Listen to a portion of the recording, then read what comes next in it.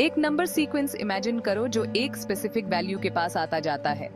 जैसे जैसे आप सीक्वेंस में आगे बढ़ते हो, यही है कन्वर्जेंस का मतलब। मैथमेटिकली हम कहते हैं कि एक सीक्वेंस कन्वर्ज करता है अगर उसके टर्म्स एक फिक्स्ड वैल्यू के पास आते जाते हैं, जिसे लिमिट कहते हैं। जैसे जैसे टर्म्स का इंडेक्स बढ़ता है, इसे ऐसे समझो जैसे आप किसी टारगेट पर निशाना लगा रहे हो। जैसे जैसे आप डार्ट्स फेंकते हो, हर डार्ट बुलसाई की ओर करीब जाता है। एक कन्वर्जेंट सीक्वेंस में डार्ट्स सीक्वेंस में नंबर्स हैं और बुलसाई लिमिट है जहां वो पहुंचने की कोशिश कर रहे हैं, लेकिन कितना करीब। यहीं से कन्वर्जेंस का असली कमाल शुरू होता है। हमें एक तरीका चाहिए जिससे गारंटी हो कि चाहे हम कितनी भी छोटी डिस्टेंस चूज करें, इवेंचुअली सीक्वेंस के सारे टर्म्स उस लिमिट से उस डिस्टेंस के अंदर होंगे। चलिए एक एग्जाम्पल से इसे और क्लियर करते हैं। एक गर्मा गर्म कॉफी कप इमेजिन करो जो टेबल पर ठंडा होने के लिए रखा है। शुरुआत में कॉफी और रूम के टेम्परेचर में काफी अंतर होता है, लेकिन जैसे जैसे समय बीतता है कॉफी धीरे धीरे ठंडी होती जाती है और उसका टेम्परेचर रूम टेम्परेचर के करीब पहुंचता जाता है। इस कूलिंग प्रोसेस को एक सीक्वेंस की तरह रिप्रेजेंट कर सकते हैं। सीक्वेंस का हर टर्म एक स्पेसिफिक टाइम पर कॉफी के टेम्परेचर को रिप्रेजेंट करता है। जैसे जैसे समय बीतता है और हमारे सीक्वेंस का इंडेक्स बढ़ता है, कॉफी का टेम्परेचर रूम टेम्परेचर के और करीब होता जाता है। यही है कन्वर्जेंस का एक real life example. Coffee temperatures का सीक्वेंस उस लिमिट पर कन्वर्ज करता है जो कि रूम टेम्परेचर है। कन्वर्जेंस की फॉर्मल डेफिनेशन समझने से पहले आइए की प्लेयर्स को समझते हैं। एस्टेरिस्क सीक्वेंस बस नंबर्स की एक ऑर्डर्ड लिस्ट होती है। हम इसे एक फंक्शन की तरह सोच सकते हैं जहां इनपुट एक पॉजिटिव इंटीजर होता है जो सीक्वेंस में पोजीशन बताता है और आउटपुट सीक्वेंस में कॉरेस्पॉन्डिंग नंबर होता है। एस्टेरिस्क लिमिट सीक्वेंस की लिमिट वो वैल्यू होती है जिसके पास सीक्वेंस के टर्म्स पहुंचते जाते हैं जैसे जैसे इंडेक्स बढ़ता है। अगर एक सीक्वेंस इंडेक्स बढ़ने पर एक स्पेसिफिक वैल्यू के आर्बिट्रेरीली क्लोज होता जाता है तो हम कहते हैं कि वो वैल्यू सीक्वेंस की लिमिट है। Asterisk epsilon. यहाँ से चीजें इंटरेस्टिंग होती हैं। एप्सिलॉन एक छोटा पॉजिटिव नंबर है जिसका यूज हम आर्बिट्रेरीली क्लोज को डिफाइन करने के लिए करते हैं। यह लिमिट के आसपास एक टाइनी डिस्टेंस रिप्रेजेंट करता है। अब इन कॉन्सेप्ट्स को मिलाकर कन्वर्जेंस की फॉर्मल डेफिनेशन समझते हैं। कन्वर्जेंस की फॉर्मल डेफिनेशन शायद पहले थोड़ी मुश्किल लगे, लेकिन यकीन मानिए ये बस कहने का एक फैंसी तरीका है कि सीक्वेंस के टर्म्स लिमिट के आर्बिट्रेरीली क्लोज हो जाते हैं। कैसे? एक सीक्वेंस n को L लिमिट पर कन्वर्ज करने वाला कहा जाता है अगर किसी भी एप्सिलॉन 0 के लिए एक पॉजिटिव इंटीजर n एग्जिस्ट्स करता है जिसके लिए सभी n से बड़े के लिए n L एप्सिलॉन से कम है। चलिए इसे ब्रेक डाउन करते हैं। 1 किसी भी एप्सिलॉन 0 के लिए, इसका मतलब है कि हम कोई भी टाइनी पॉजिटिव नंबर चूज कर सकते हैं, चाहे वो कितना भी छोटा क्यों ना हो। यह कहने का हमारा तरीका है आर्बिट्रेरीली क्लोज। 2 एक पॉजिटिव इंटीजर n एग्जिस्ट करता है, इसका मतलब है कि हम सीक्वेंस में एक स्पेसिफिक पॉइंट फाइंड कर सकते हैं जिसे इंडेक्स n से रिप्रेजेंट करते हैं। 3 जिसके लिए सभी n से बड़े के लिए, यह हमें बताता है कि सीक्वेंस के nth टर्म के बाद आने वाले सभी टर्म्स के लिए। 4 n L एप्सिलॉन से कम है। हर टर्म n और लिमिट L के बीच की डिस्टेंस हमारे चोजन एप्सिलॉन से कम है। आसान भाषा में इस डेफिनेशन का मतलब है कि आप चाहे कितनी भी छोटी डिस्टेंस एप्सिलॉन चूज कर लो, आप सीक्वेंस में हमेशा एक ऐसा पॉइंट n फाइंड कर सकते हो जहां से आगे के सारे टर्म्स उस लिमिट L से उस डिस्टेंस के अंदर होंगे। लिमिट L एक नॉर्थ स्टार की तरह है जो हमारे सीक्वेंस को उसकी मंजिल तक पहुंचाता है। ये वो वैल्यू है जिसके पास सीक्वेंस के टर्म्स पहुंचने की कोशिश कर रहे हैं। बिना लिमिट के कन्वर्जेंस का आइडिया ही खत्म हो जाता है। एक सीक्वेंस सिर्फ तभी कन्वर्ज कर सकता है जब कोई स्पेसिफिक वैल्यू हो जिसके पास वो अप्रोच कर रहा हो। अपने कॉफी एग्जाम्पल के बारे में सोचो।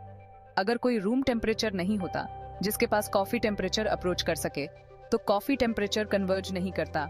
लिमिट L वो एंकर है जो कन्वर्जेंस के आइडिया को मीनिंग देता है। ये वो वैल्यू है जिसे हमारा सीक्वेंस रीच करने की कोशिश कर रहा है, और यही चीज कन्वर्जेंस के कॉन्सेप्ट को इतना पावरफुल बनाती है।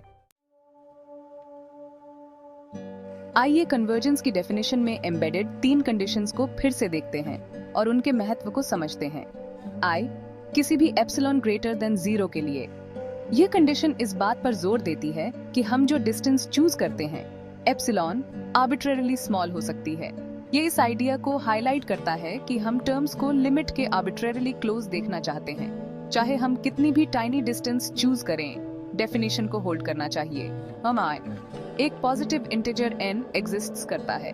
ये कंडीशन हमें गारंटी देती है कि सीक्वेंस में एक स्पेसिफिक पॉइंट है, इंडेक्स n से रिप्रेजेंट किया गया है, जिसके बियॉन्ड सारे टर्म्स कन्वर्जेंस क्राइटेरियन को सेटिस्फाई करते हैं। d, जिसके लिए सभी n से बड़े के लिए सब n-l का एब्सोल्यूट वैल्यू एप्सिलॉन से कम है। यही डेफिनेशन का हार्ट है। ये बताता है कि nth टर्म के बाद के सारे टर्म्स चोजन एप्सिलॉन डिस्टेंस के अंदर लिमिट से होने चाहिए। यह गारंटी करता है कि कन्वर्जेंस बस कोई फ्लूक नहीं है, यह एक कंसिस्टेंट ट्रेंड है एक खास पॉइंट के बाद के सभी टर्म्स के लिए। ये तीन कंडीशंस मिलकर कन्वर्जेंस की एक रोबस्ट डेफिनेशन बनाते हैं, जो गारंटी करते हैं कि सीक्वेंस के टर्म्स सचमुच लिमिट के पास पहुंचते हैं जैसे जैसे इंडेक्स बढ़ता है। एक ग्राफ इमेजिन करो जहां हॉरिजॉन्टल एक्सिस इंडेक्स n को रिप्रेजेंट करता है और वर्टिकल एक्सिस सीक्वेंस के टर्म्स सब n को रिप्रेजेंट करता है। हम सीक्वेंस के हर टर्म को इस ग्राफ पर एक पॉइंट की तरह प्लॉट कर सकते हैं। अब लिमिट l को रिप्रेजेंट करने वाली एक हॉरिजॉन्टल लाइन ड्रॉ करो।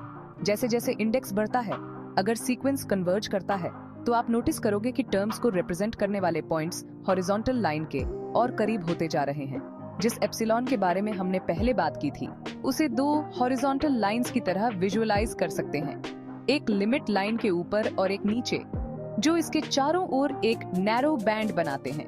कन्वर्जेंस की डेफिनेशन हमें बताती है कि हम इस बैंड को जितना चाहें उतना नैरो बना सकते हैं और इवेंचुअली सीक्वेंस के सारे पॉइंट्स इस बैंड के अंदर आ जाएंगे। ये विजुअल रिप्रेजेंटेशन कन्वर्जेंस के एसेंस को ब्यूटीफुली कैप्चर करता है। सीक्वेंस के टर्म्स लिमिट के आर्बिट्रेरीली क्लोज होते जाते हैं जैसे जैसे इंडेक्स बढ़ता है। आइए उन की पॉइंट्स को रिकैप करते हैं जिन्हें हमने कवर किया है।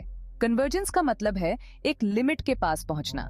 एक सीक्वेंस कन्वर्ज करता है अगर उसके टर्म्स एक स्पेसिफिक वैल्यू के आर्बिट्रेरीली क्लोज हो जाते हैं, जिसे लिमिट कहते हैं। एप्सिलॉन लिमिट के आसपास एक टाइनी डिस्टेंस रिप्रेजेंट करता है और हम इसे जितना चाहें उतना छोटा चूज कर सकते हैं। फॉर्मल डेफिनेशन गारंटी करती है कि सीक्वेंस में एक पॉइंट ऐसा है जिसके बाद के सारे टर्म्स लिमिट से चोजन एप्सिलॉन डिस्टेंस के अंदर होते हैं। इन फंडामेंटल कॉन्सेप्ट्स को समझना कन्वर्जेंस की पावर और ब्यूटी को ग्रास्प करने के लिए बहुत जरूरी है। कन्वर्जेंस का कॉन्सेप्ट थियोरेटिकल मैथमेटिक्स से कहीं आगे तक जाता है। इसका रियल वर्ल्ड एप्लीकेशंस में बहुत गहरा प्रभाव है। कन्वर्जेंस उन सिस्टम्स को मॉडल और एनालिसिस करने के लिए एसेंशियल है जो समय के साथ एक स्टेडी स्टेट पर पहुंचते हैं, जैसे कि किसी ऑब्जेक्ट का ठंडा होना या फ्लूइड्स का flow. Convergence numerical analysis, optimisation algorithms और मशीन लर्निंग में एक वाइटल रोल प्ले करता है, जहां हम अक्सर उन सीक्वेंसेस के साथ डील करते हैं जो सॉल्यूशंस को अप्रॉक्सीमेट करते हैं।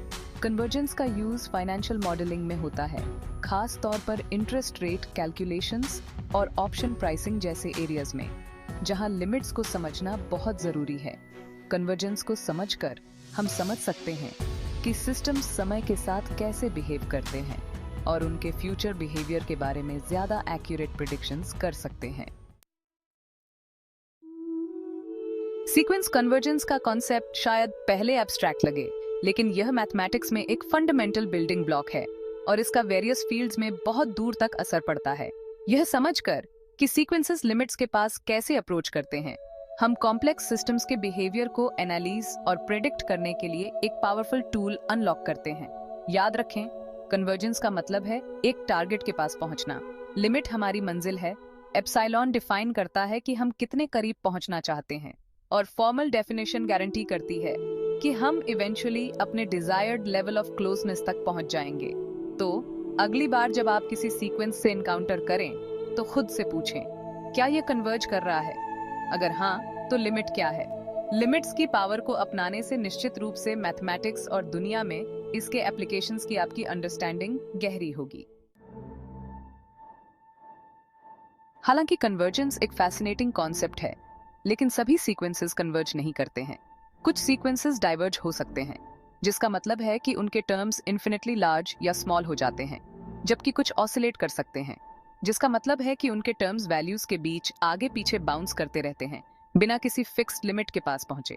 इन अलग अलग बिहेवियर्स को समझना सीक्वेंसेस और उनके प्रॉपर्टीज की एक कॉम्प्रिहेंसिव अंडरस्टैंडिंग डेवलप करने के लिए बहुत जरूरी है। तो एक्सप्लोर करते रहें, क्वेश्चंस पूछते रहें और मैथमेटिकल एडवेंचर्स को जिंदा रखें।